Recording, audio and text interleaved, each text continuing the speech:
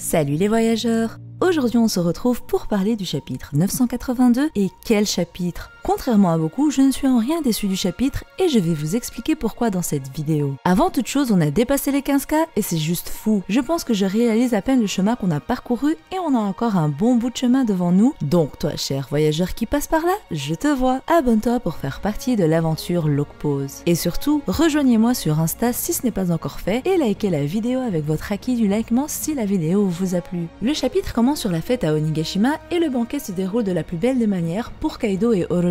Black Maria n'a pas quitté les côtés de Kaido et n'a pas été à la poursuite de Yamato pour pouvoir courtiser le Yonko à la plus haute prime à l'heure actuelle. Quant à Orochi, il est persuadé que tous les samouraïs sont morts grâce à son espion Kanjuro et donc il peut fêter l'esprit tranquille après 20 ans de doute, de cauchemars et donc de souffrance. Il explique alors à Kaido et dévoile qu'il avait envoyé un espion rejoindre les fourreaux et Kaido dit que c'est incroyable car il aurait pu le tuer sans faire attention. On apprend alors que Kanjuro a été questionné sur Loftel mais qu'il ne sait rien et Kaido dit alors qu'Oden n'a dû transmettre aucune information à ses samouraïs sur Loftel. Et alors en lisant le chapitre, je me suis dit, certes Oden n'a transmis aucune information sur Loftel à ses vassaux, mais en est-il de même pour son seul et unique fils, Momonosuke? Oden savait que les frontières ne seraient pas ouvertes à son retour et qu'il fallait attendre 20 ans. Il savait que Joy Boy devait apparaître, qu'un roi allait naître sur une mer lointaine et qu'une grande guerre se produirait là maintenant. Vous pensez réellement qu'il n'aurait rien dit à son fils Momonosuke Kozuki, qui cache une chose depuis 20 ans, quelques mois pour lui, mais qui garde secret une information pour la dévoiler au sauveur de Wano Kuni. Pour moi, je suis certaine que Momonosuke sait garder un secret malgré son âge, étant un samouraï, un Kozuki et surtout le fils d'Oden. Il a l'honneur des hommes de Wano Kuni et personne ne pensera qu'Oden aurait confié une information sur Loftel à son fils qui semble faible d'apparence. Mais qui serait plus digne de confiance pour Oden que son propre fils? Personne. Ainsi, un choix est à faire. Oden n'aurait rien confié à personne ou il aurait confié une information capitale à Momonosuke qui se fera un plaisir de confier ce secret à Luffy en fin d'arc.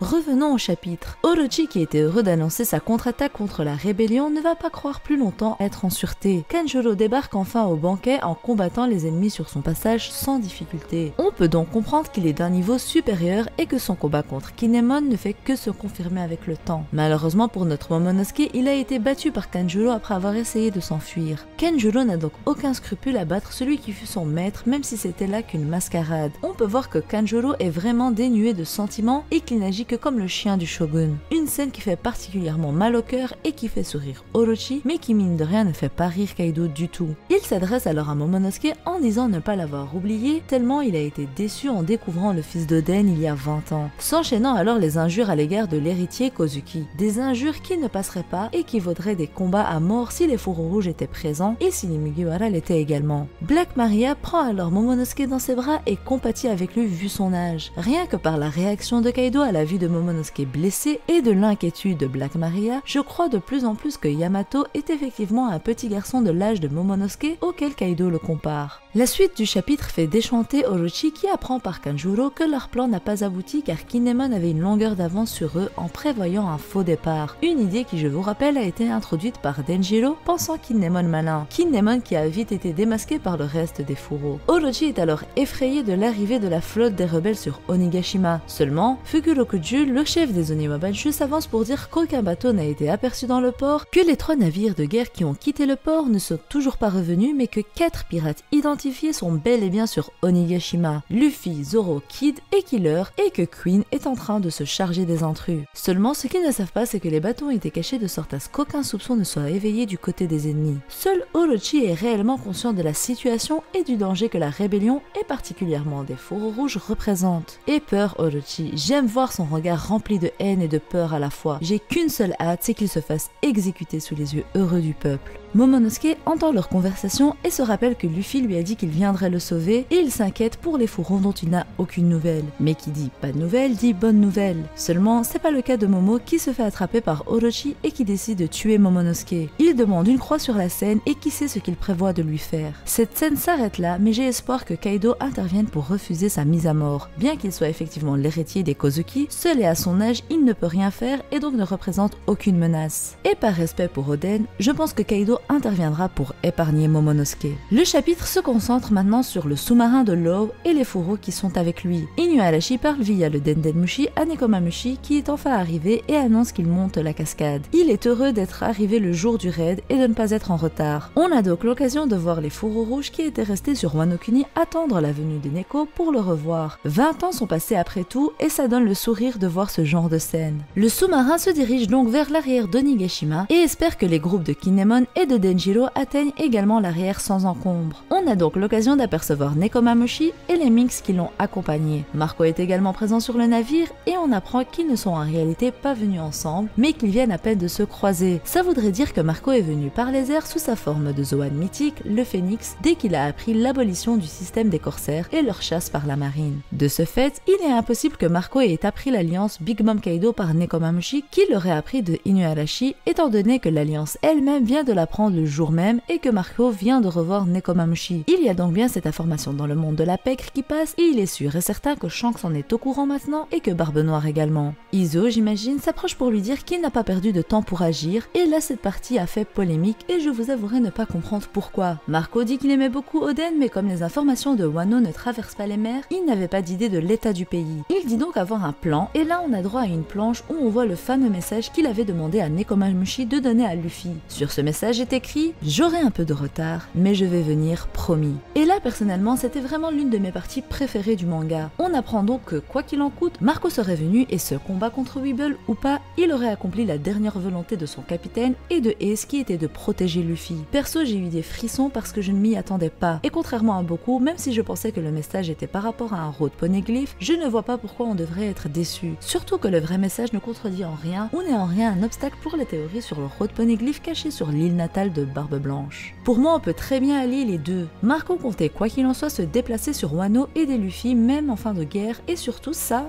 veut dire qu'il comptait battre Weeble et qu'il avait confiance en lui pour ça et que malgré son état final, il viendrait. Vous imaginez quand même l'importance du message. Il paraît anodin comme ça mais la symbolique qu'il y a derrière n'est pas anodine du tout. Marco pourrait donc très bien après la fin de guerre et de leur victoire transmettre enfin son message à Luffy qui est un message qui selon moi devait être passé de vive voix. Pour moi le message de base ne devait pas dire qu'il avait un road poneglyph pour lui mais juste lui dire qu'il voulait lui parler et lui dire donc de venir sur l'île natale de Barbe Blanche. Et donc de ce fait en découvrant le message j'étais plus que hypée et contente. Quant au fait qu'il ait dit qu'il ne soit pas venu à Wano Kuni avant parce qu'il ne savait rien, beaucoup s'insurgent également en disant que ce n'est pas normal que l'équipage de Barbe Blanche ne soit pas venu juste par manque d'informations, alors que Neko et Inu étaient sortis de Wano Kuni ou qu'encore Izo ne mériterait pas d'être un fourreau parce qu'il n'est pas retourné voir son pays natal. Déjà selon moi, Marco parlait de l'époque, il y a 20 ans. Non, aucune information ne sortait du pays et Neko et Inu étaient toujours aux côtés d'Oden et étaient même en danger. De ce fait, ça paraît déjà plus logique. Premièrement, Oden avait refusé l'aide de ses Nakama et de l'équipage de Lauro Jackson et a dit qu'il s'en occuperait seul car c'était son pays. De ce fait, pendant son combat contre Kaido, personne n'est intervenu et d'ailleurs personne ne pouvait être informé de la situation.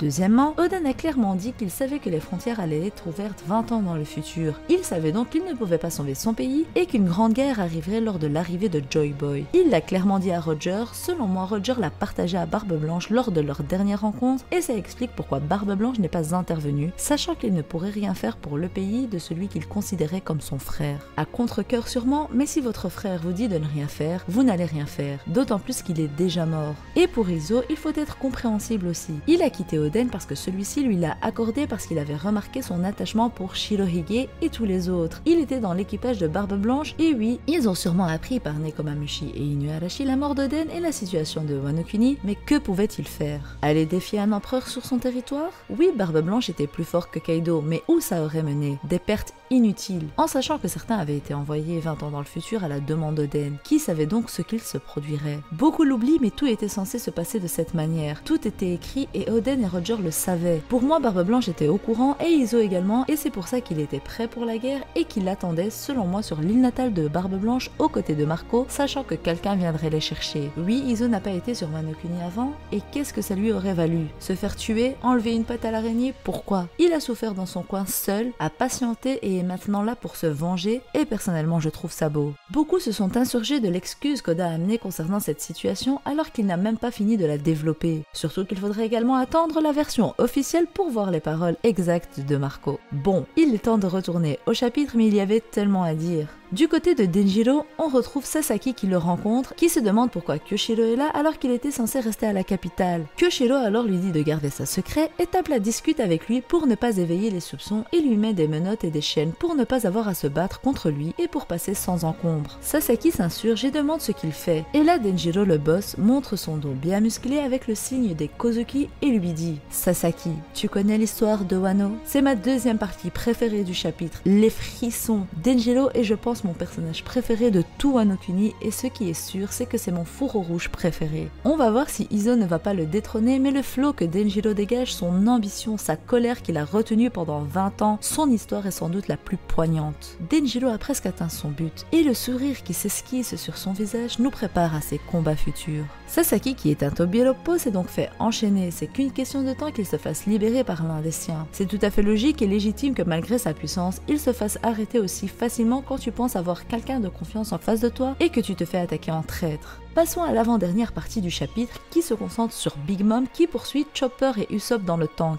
Usopp a beau avoir tiré un canon, ça n'a aucun effet sur Big Mom qui veut savoir où est Monkey, dit Luffy. Kinemon et les rebelles peuvent continuer leur route grâce au sacrifice de Chopper et Usopp qui font marche arrière. Non, Big Mom n'est pas faible, elle pourrait facilement tuer Chopper et Usopp, mais son but est de récolter des informations, donc elle ne fera que les poursuivre, et vu qu'ils font marche arrière, ça ne m'étonnerait pas qu'ils tombent sur Luffy et Zoro, ou encore sur Jinbei et Robin qui feront leur entrée. De cette manière, on aura l'occasion de revoir un petit versus Big Mom et Jinbei, et ça, ce serait juste trop beau. Nami, Carrot et Shinobu sont témoins de la chasse de Big Mom, mais s'enfuient sachant qu'elles ne font pas le poids contre Big Mom. Seulement, un autre ennemi apparaît et le climactac de Nami tremble. Prometheus, brûlant de colère, arrête Nami, la fille qui a kidnappé Zeus. Je pense qu'on aura droit à un beau petit combat Zeus vs Prometheus. Le chapitre suit sur la dernière partie qui fait référence au titre justement, la rencontre des insolents. Pépé se fait poursuivre par Ulti qui ne cesse de dire qu'elle est fatiguée. Elle saute sur Page One qui doit supporter Ulti au mauvais caractère mais qui est un personnage que j'aime vraiment bien au vu de son insolence. Pépé tombe à cause de Ulti et ils atterrissent devant le futur seigneur des pirates, Monkey, dit Luffy. La rencontre des insolents, le titre est des plus judicieux. Ulti demande informellement « T'es qui ?» Ce à quoi Luffy répond « Et toi, t'es qui ?» Un échange insolent et très marrant malgré la situation dans laquelle chacun est. J'ai hâte de voir comment Oda va développer leur relation mais ça ne me choquerait pas qu'Ulti tombe amoureuse de Luffy comme toutes les filles qui ont été charmées par lui. Après, est-ce qu'elle changera de camp ou pas? C'est un peu plus délicat mais leur premier regard veut tout dire. Ce chapitre était juste excellent selon moi, je classerai mes parties préférées de la manière suivante. Top 3, Luffy et Ulti la rencontre. Top 2, Denjiro au dos bien sec. Top 1, révélation de Marco. Et oui, ma partie préférée c'était celle avec Marco. Pourtant c'est celle qui a fait le plus polémique mais qui ne devrait pas comme je vous l'ai dit. J'attends vos retours sur le chapitre sur la vidéo. Dites-moi tout ça en commentaire. Si vous n'êtes pas encore abonné, c'est le moment de le faire et surtout n'oubliez pas d'activer la cloche pour me montrer votre haki de l'observation. Likez la vidéo avec votre haki du likement et si vous êtes un possesseur du haki des rois, il faut me suivre sur Instagram. Sur ce, je vous dis à la prochaine et d'ici là, portez-vous bien. Bye!